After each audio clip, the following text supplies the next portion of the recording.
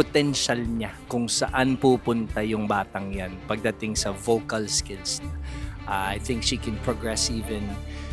Gagamitin natin yung mga konting magic tricks natin para mahasa-hasa siya sa pagkanta ng competition. So, thank you, Zach.